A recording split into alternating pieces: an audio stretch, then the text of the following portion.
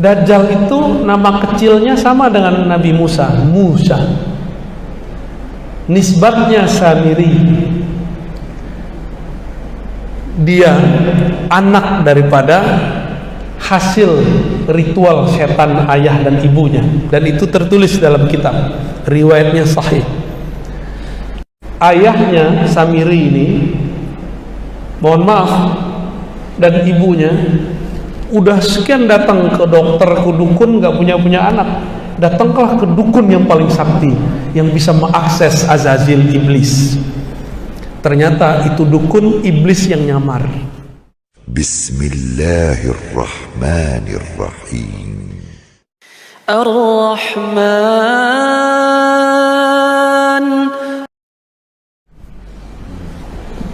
Sampai sekarang iblis bisa nyamar, Pak. Bisa nyamar jadi orang, bisa meminjam lidah orang. Apa kata si dukun? Kalau engkau pengen punya anak, maka lakukanlah, mohon maaf, hubungan suami istri di kuil berhala.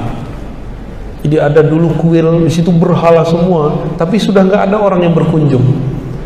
Maka datanglah dia suami istri ke sana, karena malu setiap hari ditanya, kapan kau punya anak? Hah? Mandul.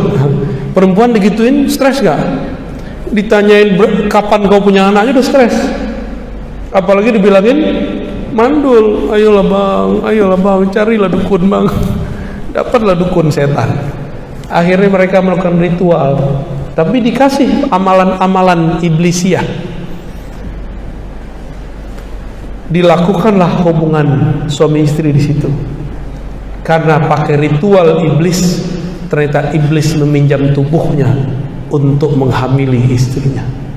Maka hamillah istrinya secara nutfah sperma suaminya, tapi secara spirit Azazil.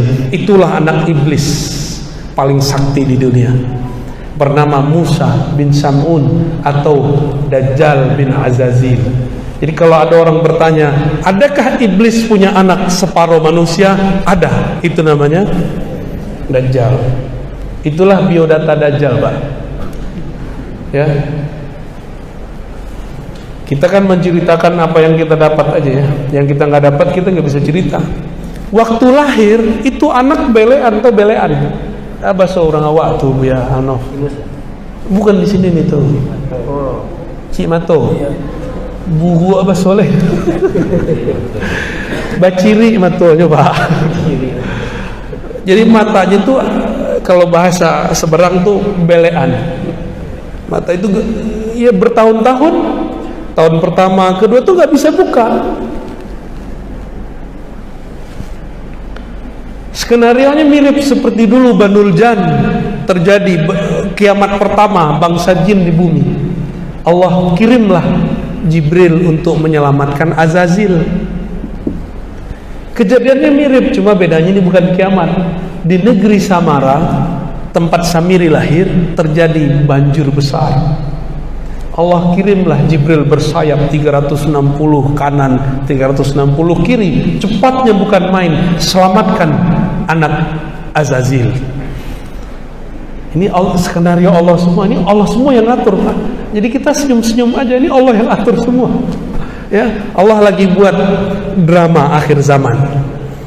Nah, lolos nggak nih? Ikut kalut atau waras? Diambillah tuh anak, nggak ketahuan ayahnya kemana. Maka Samiri sampai hari ini dia nggak tahu ayahnya di mana, dan dia masih meyakini ayahnya hidup. Dibawalah ke suatu pulau, seperti dulu ayahnya Samiri, ayah batinnya yaitu iblis, dididik oleh Jibril, diajarkan zikir. Bedanya kalau dulu Azazil diizinkan zikir di langit 1, 2, 3, 4, 5. Tapi pintu langit kan sudah ditutup, kecuali untuk Nabi Muhammad SAW. Maka Azazil, anak Azazil bernama Samiri ini dilatih Ismul A'zam, Al-Ismul A'zam. Jadi Samiri ini bisa sakti karena Allah kasih nama lewat Sayyidina Jibril alaihis sakti dia, Pak. binatang aben bisa tunduk sama dia. Sihirnya mirip-mirip dengan aslinya. Maka dialah rajanya Sahara, ya. Orang-orang ahli sihir itu dia rajanya. Ini kok kayak asik didongengin, Pak? Ini bukan dongeng, Pak, ini asli. Ini cerita asli yang saya ceritakan. Setelah bertahun-tahun, kira-kira umur 7, 8, 9, 10, kita tidak bisa memastikan di riwayat itu, barulah si Samiri matanya kebuka bagian kiri. Yang kanan sampai sekarang until now masih baciri. Masih ada sabuile. Masih belean, Pak, sampai sekarang. Bagian kanan. Jadi bukan seperti yang dibayangkan orang satu mata. Itu imajinasi seniman. Apalagi matanya di tengah. Itu kalau di Songgoku namanya apa? Oh, yang tahu nih Bang Mukla nih. Tenshinhan ya, nggak tahu lah namanya apa tuh. Itu imajinasi, Pak. Jadi matanya tetap dua. Itu nanti jadi alamat bagi orang yang faham, karena Samiri ini bisa nyamar jadi muka Habib dia, bisa nyamar jadi muka kiai, nggak kelihatan. Tapi saya melihat dalam beberapa pergerakan itu dia muncul bayang-bayangnya, Pak. Matanya mirip. Karena saya pernah bermimpi diizinkan Allah ketemu Dajjal. Entah imajinasi, entah asli. Tapi itu yang saya lihat. Di suatu pulau, persis seperti yang dikatakan hadis. Mungkin karena kita baca hadis, cinta kepada Nabi, tasdik kepada Rasul, Allah perjalanankan secara rohani ke tempat itu. Jadi diizinkan Allah pas saya ngelihat, tapi dalam mimpi. Itu masalahnya begitu, Bapak nggak usah percaya amat memimpi saya. Cuma bagi saya cukup ini kabar dari Allah Subhanahu wa taala, karena ada hadis la tabqa minal mubasyarat, kabar gembira. Cuma kabar gembira, nggak boleh dijadikan sandaran. Tidak tersisa di akhir zaman kecuali mimpi yang baik. Ini mimpi ketemu Nabi aja belum ya, ketemu Dajjal, pengikut Dajjal antum ntar. Mimpi ketemu Nabi dulu, banyak-banyakin dulu sholawatnya ya. Setelah 9 atau 10 tahun matanya baru kebuka, baru dia bisa jalan. Tadinya dia juga susah jalan, Pak.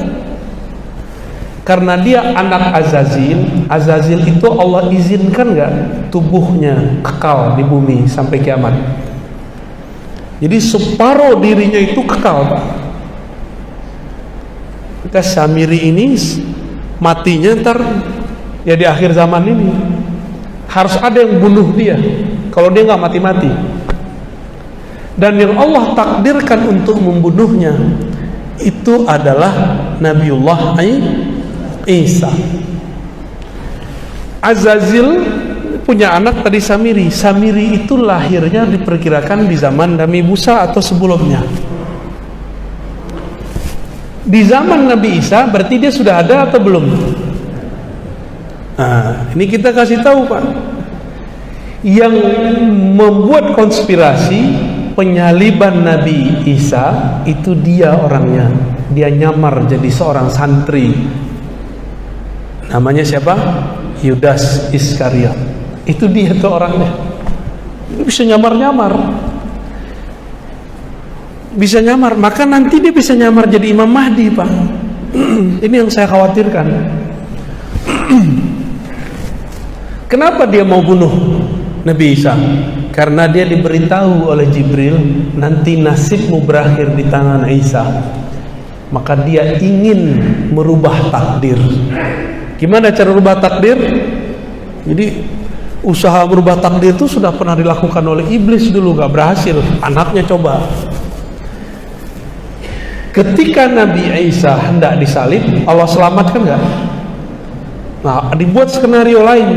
Kan Allah yang buat dramanya, Allah lah sutradaranya, Allah yang nyusun skenarionya. Suka-suka Allah dong. Tiba-tiba Allah utus siapa untuk menyelamatkan Nabi Isa. Tapi kan gak disebutkan di riwayat siapa yang menyelamatkan Nabi Isa. Itu rahasia. Siapa sebenarnya yang menyelamatkan Nabi Isa? Lalu kemudian Nabi Isa naik ke langit gak? Pintu ke langit di bumi cuma satu, Pak. Baitul Maqdis, bukan Baitul Maqdis tempat Pak Peri kemarin. Di mana itu namanya tuh? Pasar Tumpah. Bukan di situ. Itu gak bisa naik langit di situ. Itu Al-Quds. Makanya kita wajib cinta Al-Quds. Bukan cinta bendera Palestina doang, Pak. Al-Qudsnya yang penting. Mau benderanya apa aja, yang penting Al-Quds. Seandainya di situ benderanya bendera Indonesia, ya kita bela juga. Kebetulan sekarang benderanya ya itu tuh ya. Susah juga nyebut nama benderanya apa tuh. Hitam, ada merah, ada putih ya. Nabi Isa dibawa oleh satu sosok yang dirahasiakan Allah ke pintu langit, yang nanti Nabi Muhammad pun naik ke langit lewat pintu itu. Itu yang disebut Qubbatus Sakhra. Disitulah Nabi Isa naik ke atas, langsung nyampe ke langit kedua. Berarti masih hidup nggak Nabi Isa? Masih hidup. Nabi Isa ini mempertontonkan waktu hidupnya sifat-sifat ilahiyah. Apa contohnya? Ada orang mati dihidupkan. Ambil tanah, tiup. Seperti Allah meniupkan tanah dulu menjadi Nabi Adam. Nabi Isa ambil tanah, tiup jadi burung, Pak. Kalau ada orang begitu hari ini, disembah gak? Disembah pasti. Jadi wajar kenapa kemudian beberapa orang yang tidak mengerti bab tauhid di zaman itu menyembah Nabi Isa. Mereka lupa Nabi Isa sendiri nggak menyembah dirinya, tapi menyembah Allah Subhanahu wa ta'ala. Nah, bagian akhir, karena sudah 6:30 nih ya. Asik Pak ya didongengin ya. Padahal udah tua-tua disuka diceritain juga nih ya. Ini tuangku aja senang diceritain ulang ya. Karena Nabi Isa dulu tidak menunjukkan syariat yang sempurna. Syariatnya belum selesai, umur 33 sudah diangkat. Maka nanti disempurnakan, turun lagi di masa akhir zaman, disempurnakan dengan syariat paling sempurna, syariat baginda Nabi Muhammad sallallahu alaihi wasallam. Ya. Nanti dapat tugas. Apa tugasnya? Al-Mahdi beri pedang. Ini pedang. Sembelihlah itu sih. Dajjal tuh nggak bisa dibunuh, Pak. Ditusuk, mau dibom nggak mati-mati. Berarti ada suatu rahasia di pedang itu, dan ada kejadian yang melemahkan si Dajjal. Kita nggak tahu rahasianya apa. Jadi udah banyak tuh. Itu perang nanti nggak ada yang pakai pistol, Pak. Nggak ada yang pakai tank.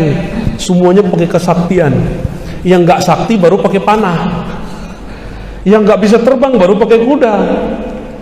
Jadi nanti antum kalau umur panjang jangan kaget-kaget, nanti orang terbang tuh. Mau dia tentara Mahdi dia terbang, tentara Dajjal pun ada yang bisa terbang. Yang nggak mengerti ilmu kewalian wali Allah atau wali setan sama-sama tuh, sama-sama sakti. Wali Allah sakti, wali setan sakti. Ya udah main panah-panahan aja. Tapi kalau dia mengerti ilmu walayah, maka sebelum dia memanah, panahnya sudah sampai. Sebelum dia memukul, pukulannya sudah telak. Masa itu masih panjang. Karena ceritanya masih ada 12 pertemuan lagi, kita cukupkan dululah sampai di sini.